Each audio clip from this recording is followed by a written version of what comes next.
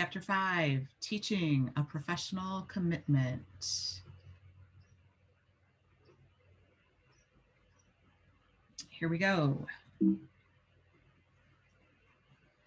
So what is an early childhood professional? If you've been paid to babysit, you've been an early childhood professional.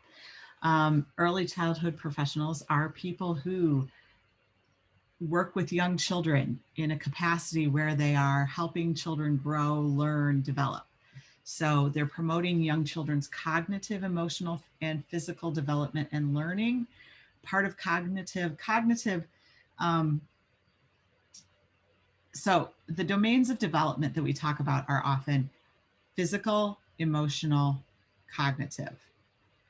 I like to include language development in there because language is both a physical and a cognitive development, right? Because you have to learn how to use the muscles of your mouth and voice and your listening ability, the physical part, to be able to do the language, and then using the parts of speech is the cognitive part. So it's all wrapped up together. So I like to talk about cognitive, emotional, social emotional, physical, and language development in early childhood.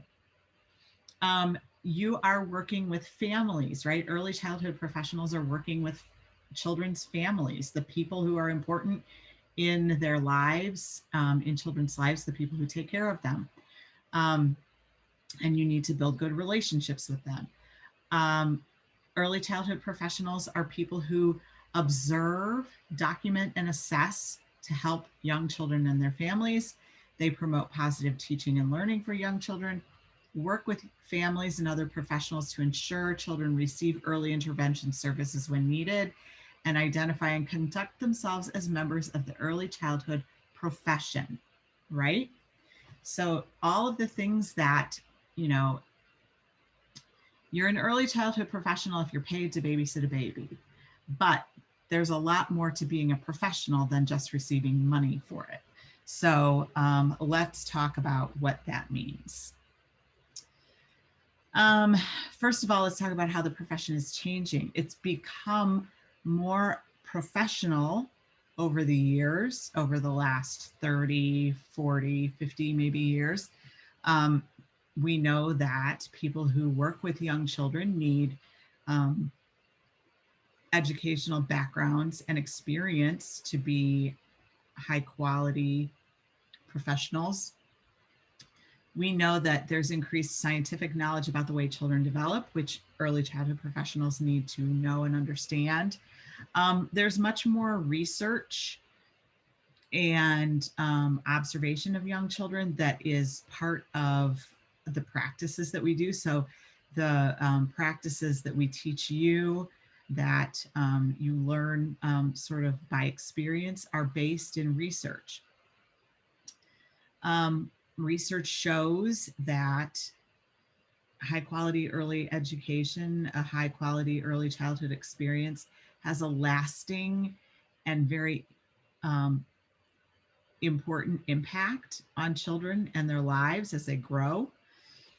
More than 75% of all 4-year-olds at this point attend preschool, and it has increased political support. And right now, there's the first legislation regarding early childhood has been introduced. It hasn't been introduced, it's been proposed by the Biden administration. This is the first time we've been talking about really overhauling early childhood care and education in the United States since 1971. There was legislation introduced in 1971 to provide preschool for all, to provide, a program for all young children. And Richard Nixon was president then, and he vetoed it because some groups decided that it was this legislation, which would have provided care for children whose parents worked and would have provided care and education that helped advance The learning of young children was ripping up the American family. It would drive women from home. They would not care for their children anymore. And we were institutionalizing the care of children. And so that was dropped. Well,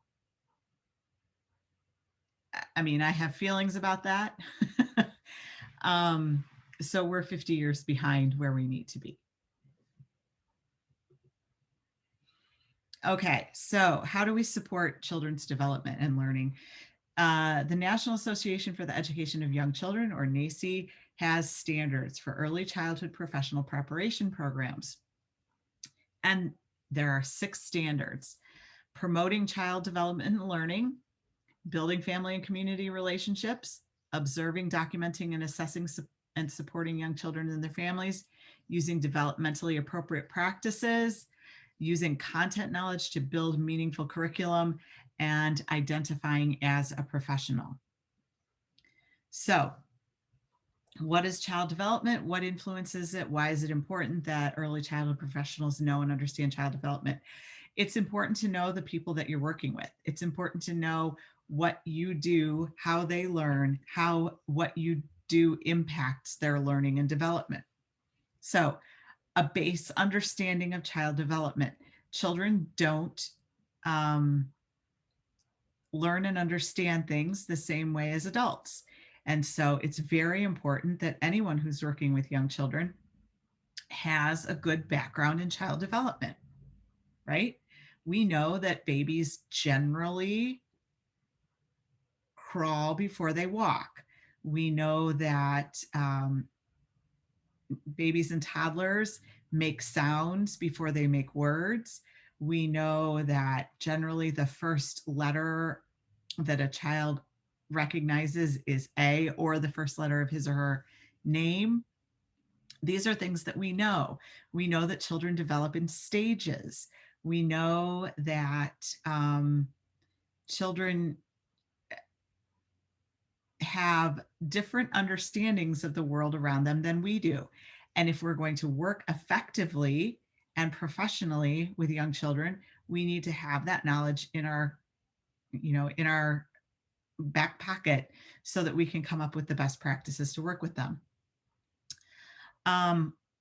So we also need to know that we are not the only person in a child's world. As a early childhood professional, the most important influences on a child are going to be his family's culture, language, social relationships, socioeconomic conditions, and disabilities.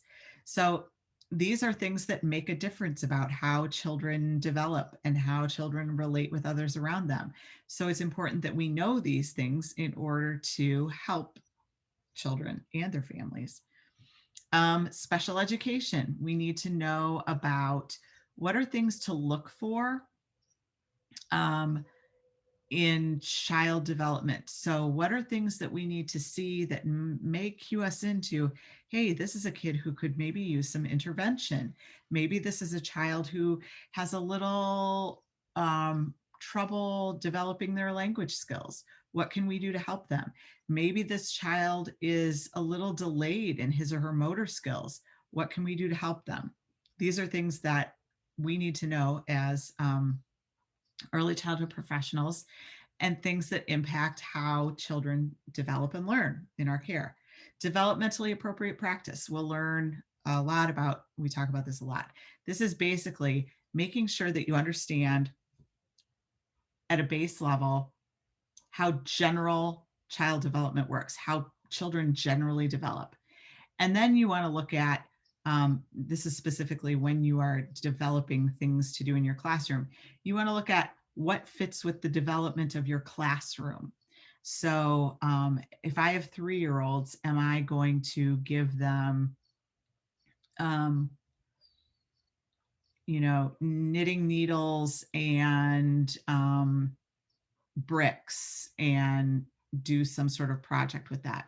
Probably not, right? Unless it's highly supervised, maybe.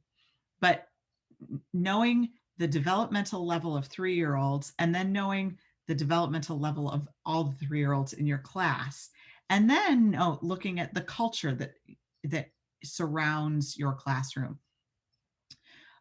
If you are in a place where there are a lot of people who come from a culture that doesn't eat meat, for instance, are you going to do a theme of, you know, the cow farm or whatever? Taking that into account, that's what makes developmentally appropriate practice. And like I said, I have a whole lecture on developmentally appropriate practice for you. So and then knowledge of individual children. Obviously, you get to know the kids in your class. You know who's super into dinosaurs or super into trains or super into princesses. You know how they learn best. You know that some people just can't sit down for group time. Other people could sit and do puzzles all day long. Some people are really excellent at cutting. Some people never want to write their names.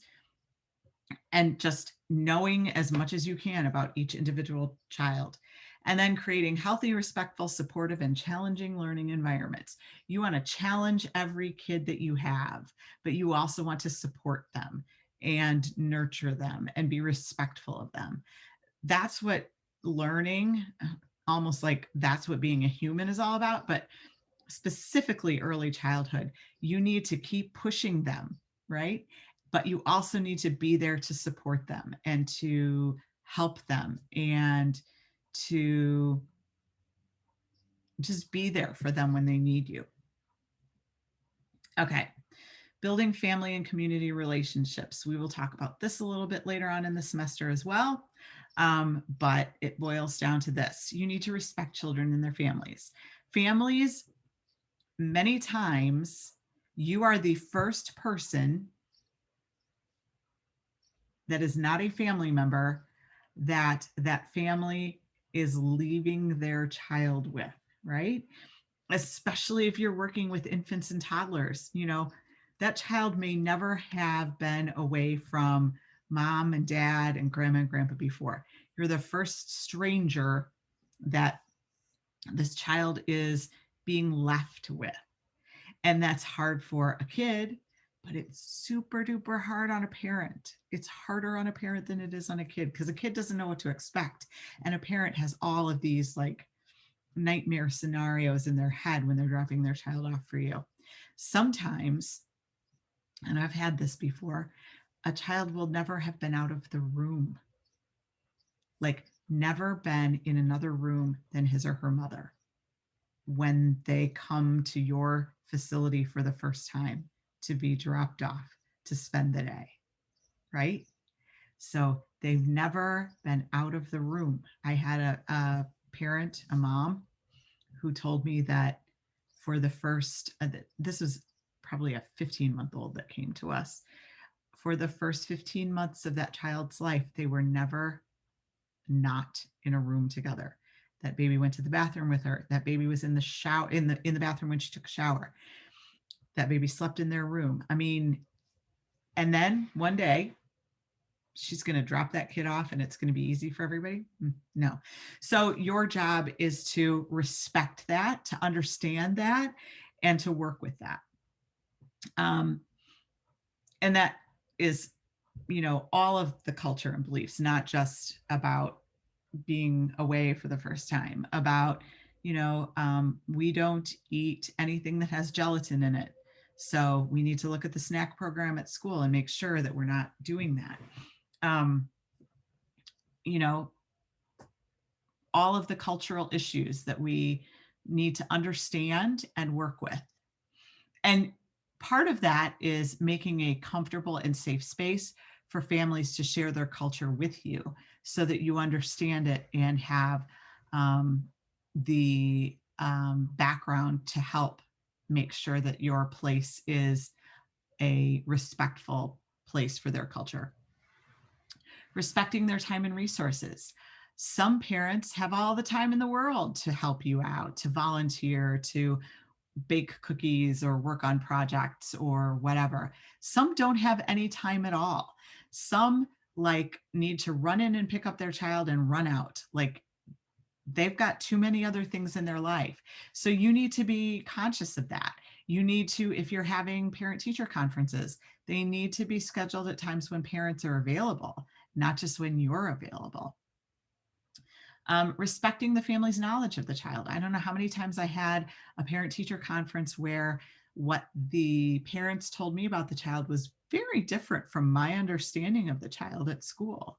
And so it's not my job to say, well, that's not how, Liam is at school. It's my job to say, oh, wow, that's interesting. I'm interested to hear what you have to say about that. Can you tell me a little bit more? Respecting their routines. If their routine is,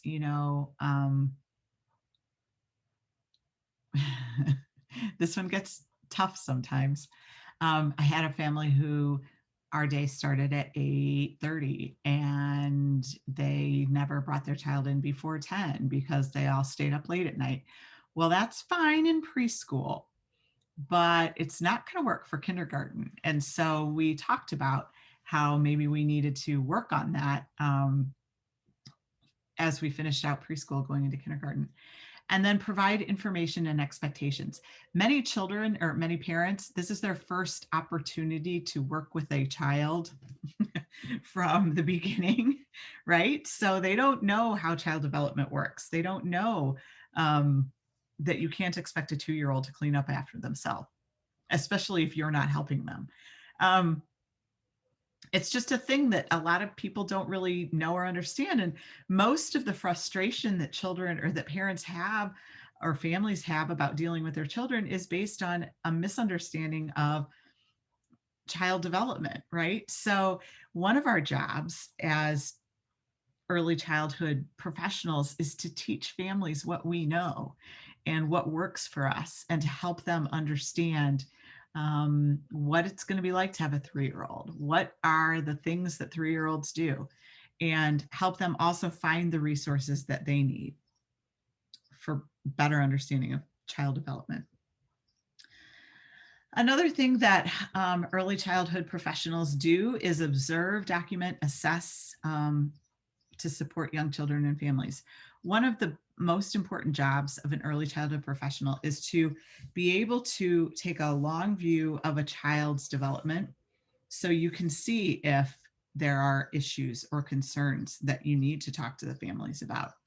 So you as an early childhood professional have a broad view of how child development works. And you're also working with individual children.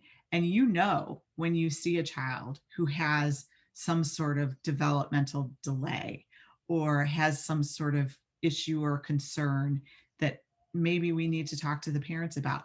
But the parents may not see that because they don't have this background of working with all kinds of children.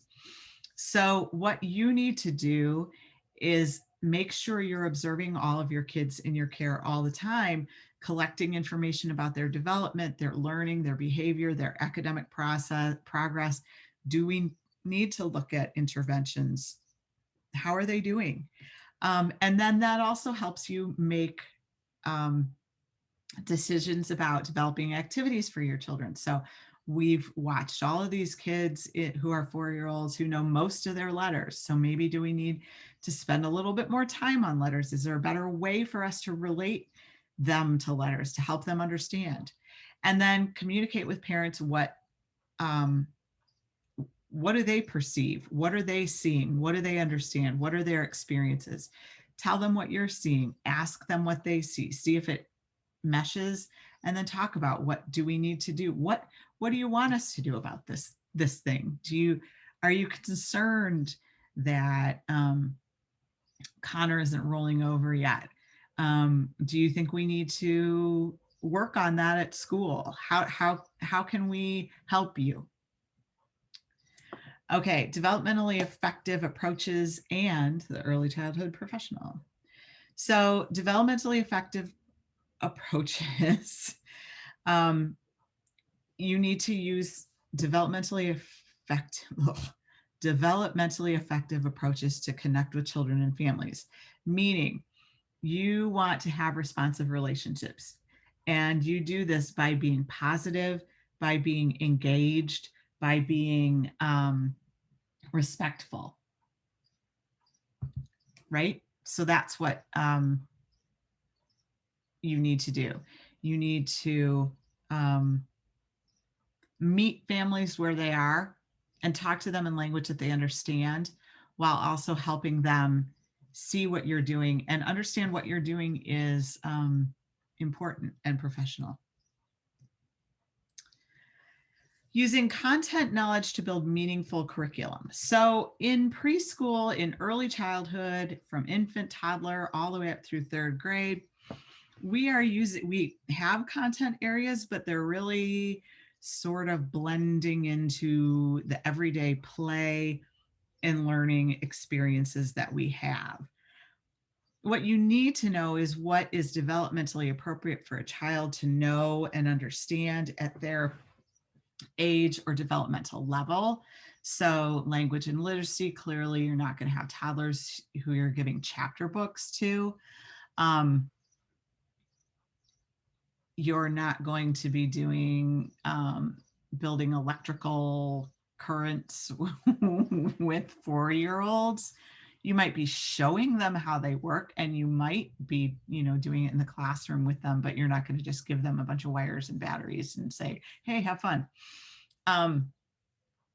So you want to think about it developmentally appropriately. What's the best way to teach these content areas to children at different age levels and developmental levels? Mostly it's through experience and play. So you're going to do science, but it's not going to be, like the science that they're going to do when they get to grade school. You're going to do science by walking around the playground and picking up things and wondering. You're going to do science by throwing a bunch of stuff in a bucket to see what floats. You're going to do science by blending paint together to see what colors it makes, right? So you're going to do this by first your own understanding and knowledge of the content areas, and then looking at the standards. Specifically in Illinois, you want to look at the Illinois early learning and development standards. And see what are the things that we want kids to know going into kindergarten or in early childhood. And then how I know how children learn, right? How can I fit that with what I know the standards want me to teach them? You want to work with other teachers, and you want to reflect on what works and what doesn't work. And then that's intentional teaching. So based on your background and your knowledge and your understanding of child development, how to teach children about dinosaurs, right?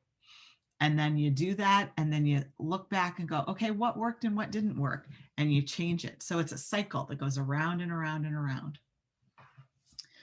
So becoming a professional. How do you see yourself? If you are paid to care for young children, you are an early childhood professional. And I wish that babysitter wasn't such a pejorative term. I wish we had another name for people who care for young children, because everything that they do is important. And it doesn't matter if you're making, $12 an hour or $40 an hour. The work that early childhood professionals do is so important and makes such a big impact. So what do you need to do? You need to know about and engage in ethical practice. You need to know what the guidelines are for what you need to know and do as an early childhood professional in your state. So in Illinois, that means things like you're a mandated reporter. It means things like you need to take sudden infant death syndrome and shaken baby syndrome training. You need to take CPR. These are things that help you be a professional. You need to engage in continuous lifelong learning and professional development. Don't stop the day that you graduate from college.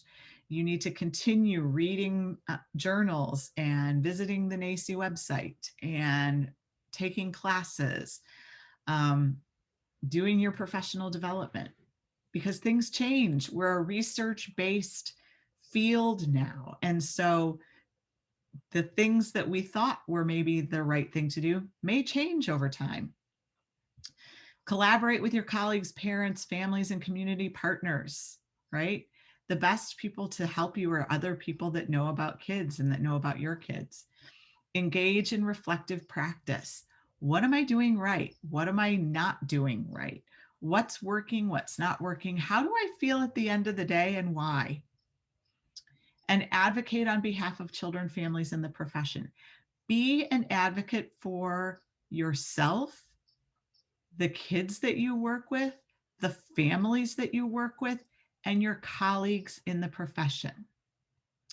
Some of the best ways you can do this are joining NACCE and following what's going on in the childcare world. Voting is very important, not just for, federal offices, but local offices too. Your school board, your, local county commissioners and people, Head Start is run by the county. So it's important that you understand that your little corner of the world, wherever you're working, your public school or your private daycare, is not the only place doing what you're doing. And we all need to work together to promote ourselves, to promote what we're doing, to make people understand how important this work is. So think about what you ideally want to do and how do you get there. When I started this, I had no idea that I would be doing this for anything more than the time that my children were in preschool. I didn't know that I wanted to be a professor. I didn't know that I didn't even know when I started that I was interested in working with little children. So try new things and think about different ways of doing things. Join professional learning communities. One of the best things that we always did at my old job was we would read a book together and talk about it so that it focused us a little bit, made us reflect on what we were doing and helped, each of us learn from each other. Go look at the NAUIC Code of Ethical Conduct, read through it. Collaborating, advocacy, professional dispositions. Think about how you want to portray yourself in the classroom differently than you would with your friends or your family at home. And then think through your professional philosophy. What are the things that guide the way you teach? In another class that I teach, we write down our professional philosophy. And then you can include that with your resume. It's an important thing to be able to state what your guiding principles are when you work with young children, and put together a portfolio so that you can show off what you've done and who you are. Culturally appropriate practice is learning about children's cultural backgrounds, looking around your classroom and seeing, are the children in my classroom reflected here? Are the posters on my walls only white kids? Are the books in my bookshelves only about white kids? How can I make this a place where all children can see themselves? And that includes children of different abilities too. Do you have any books where children are in wheelchairs or where children have other visible disabilities? Because that's not only for the children who have disabilities, that's for typical children as well. They need to see those people in real life, in the real world, in books, so that they know how to relate to them. Do you reflect on your interactions? Do you interact differently with children who are learning English or children who have special needs? If you do, you really need to think about why and what's going on there. Include diverse cultural activities, not just Christmas. Ask parents to help. We're going to talk about this a little bit later in the semester when we talk about anti-bias and inclusive classrooms, and involve parents and families as much as you can. So what are some pathways to professional development? Clearly, you're already on your way because you're taking a college class. You can get your child development associate degree or your associate's degree in something else, your bachelor's degree, your master's, doctorate, specialized certifications. You can get your Illinois teaching license. You can get your behavioral therapy certification. You need to understand what the Illinois DCFS requirements are. And there are more and more roles for early childhood educators all the time. And everybody's always hiring. So even though it may not be the most lucrative career, it is a career where you can move around a lot because everybody always needs early childhood teachers. Hopefully it will become more valued and more lucrative. But I also know that there are a lot of people that do it just because they love it. They love to be in the classroom with little kids and they love watching the development and growth that happens. And that's what keeps them there. So for your philosophy of education, what you want to do is think about, what do you believe about how children develop? And as we go through this semester, we'll talk about different theories of development and different theorists. And back in the beginning, I said I'm sort of, I tend to be a Vygotskian. Social learning theory is my thing. It has a lot to do with socialization and language development. And there's a creative aspect to it, which I think is important. And that's a lot of my theory is based, or my philosophy and practice with young children is based in that. Also Dewey, because I think experiences are very important. But when you can sort of boil that down and say, oh, I learned this from this theorist or theory or whatever, and be able to state that clearly, that's very important. And it also makes a person who might be hiring you kind of impressed by that. What do you think children should know, learn, and do at various stages? What is the best way to teach children? And what is a teacher's role? These are questions you want to ask yourself and think about if you are developing a philosophy of education. And it's not a bad idea to make one. I'm not assigning it in this class, but I do assign it in other classes. And then a professional portfolio. Show some of the work that you've done with children. Keep samples of stuff so that you have it, so that you can show others that you know what you're doing. And then accommodating diverse learners, we're going to talk about this a little bit farther into the semester, but you might want to read the NACCE DEC Statement on Inclusion, which is about including children who have delays or physical or cognitive disabilities into the classroom, how that works, why it's important.